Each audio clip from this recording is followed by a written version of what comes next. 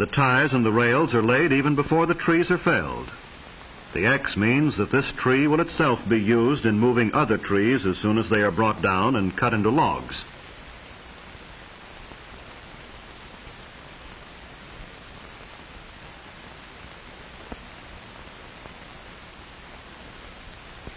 The topper will cut off the top, and the tree will be rigged with cables and pulleys.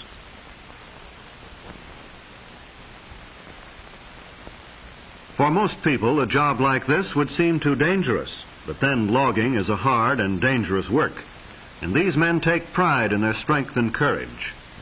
They are the men who fell the trees and get the logs out of the wood so that we may have lumber, for houses, for furniture, for the 1,000 uses of wood.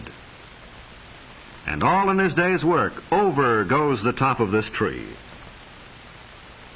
The job of logging is well underway. Donkey engines are brought up to lift the big logs, haul them around and place them on railroad cars.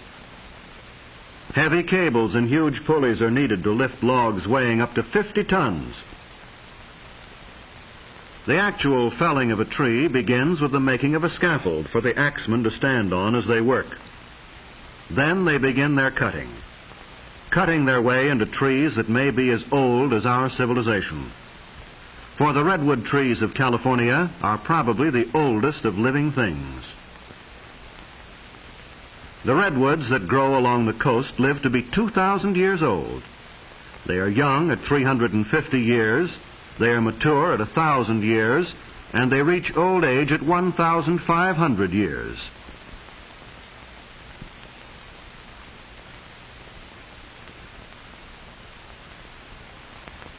All of the world's history since Christ was born could have occurred during the life of perhaps one of these redwoods.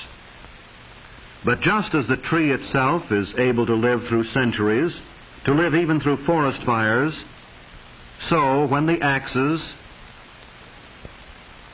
the wedges, and the saws bring it down, the lumber will last for many, many years. That is why it is very valuable as lumber. Insects and fungi do not hurt it, and it actually resists fire.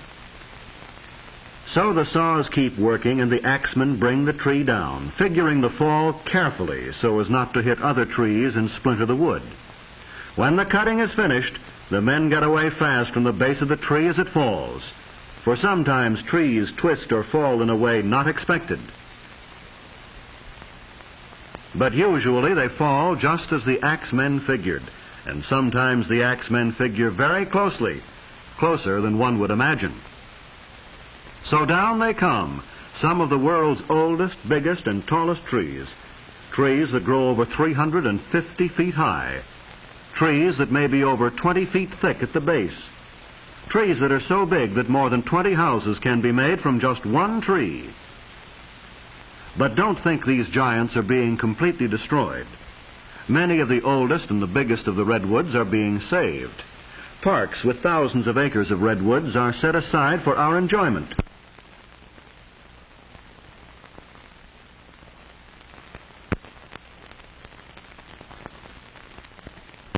But now the logs are cut to the lengths wanted by the mills and the carpenters and started on their way to becoming boards useful to mankind.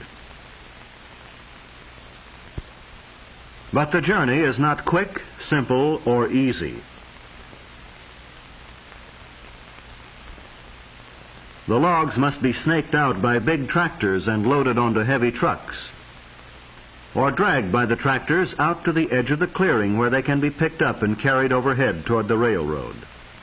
The logs look small as they swing easily through the air. Notice the big tongs like ice tongs that are used in lifting and moving the logs, and the booms that swing the logs onto the flat cars. But with the arrival of the logs at the railroad, a second part of the log's journey to the mill has begun. Trees that were living and growing a few days before are now on their way to be sawn into lumber.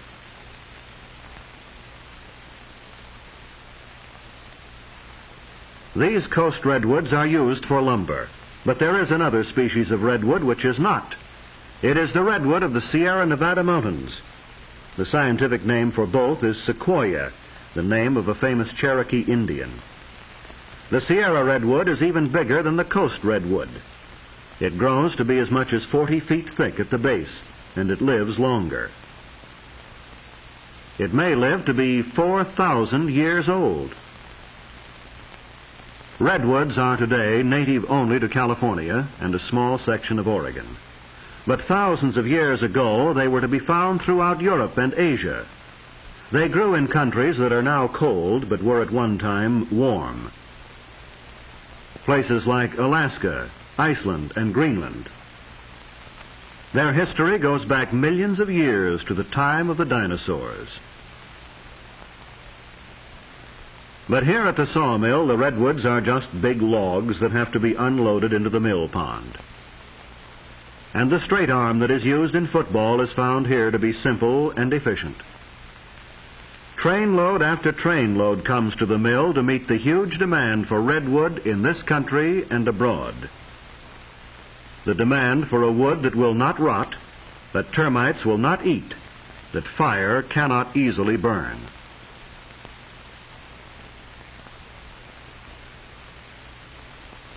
Into the mill pond they go, one huge log after another, each one meeting the demand for a wood with its special advantages. Here are the timbers that won't rot in wet mines, or the railroad ties that won't catch fire when burning cinders fall on them. And here is a mill where the logs are brought from the forest and stored in a mill pond where they can be easily moved. As fast as the mill can cut them, they are floated over to the conveyor belts and brought up into the mill. The bark is removed and ground up for use as an insulating material against heat. Then the big saws begin cutting off enormous boards. The whole log is moved past the bandsaw as each board is cut. The log moves back and then comes forward for the cutting of the next board.